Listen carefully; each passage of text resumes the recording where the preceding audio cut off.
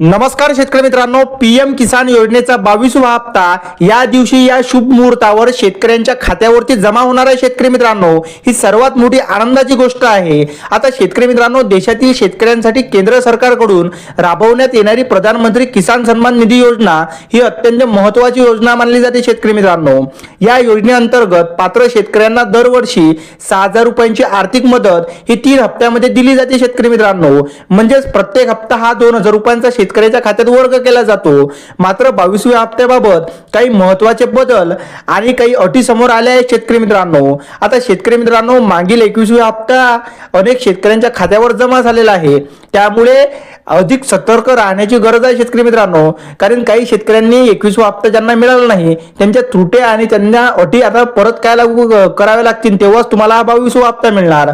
तर शेतकरी मित्रांनो, सर्वात आधीचा प्रश्न आहे की जमीन नोंदणी आणि पात्रतेचे नवीन नियम काय लागू झाले. तर या योजनेचा सर्वात महत्त्वाचा निकष म्हणजे जमीन धारणा.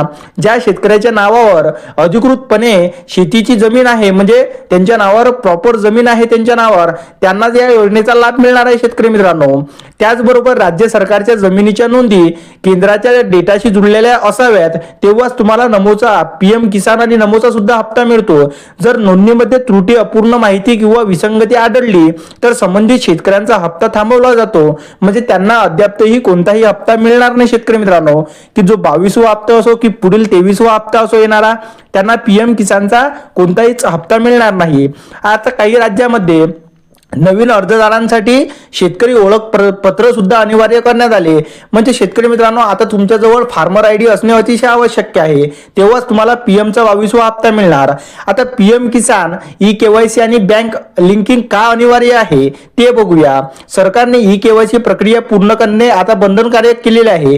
ज्या शेतकऱ्यांनी अद्यापही ई-केवायसी केली नाही ते 22व्या हप्त्याचा लाभ घेऊ शकत नाही. शेतकरी मित्रांनो, त्यासाठी तुम्ही ई-केवायसी आणि आधार बँकिंग करणे अतिशय महत्त्वाचे आहे.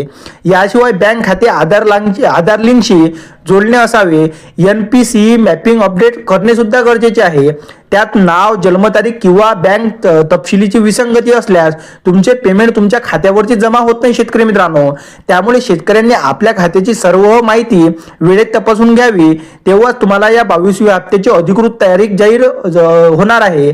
आता शेतकरी मित्रांनो, या 22व्या हप्त्याची अधिकृत तारीख, जर काही अधिकृत तारीख ही जाहीर झाली नसून पण आमच्या मते आणि काही तज्ञांच्या मते हा जो 22वा हप्ता आहे तो होळीपूर्वी शेतकऱ्यांच्या खात्यात वर्ग होऊ शकतो. शेतकरी मित्रांनो, म्हणजे येणाऱ्या 1, 2 किंवा 3 मार्च रोजी सर्व पात्र शेतकऱ्यांच्या खात्यात 22वा हप्ता जमा होण्याची दाट शक्यता आहे.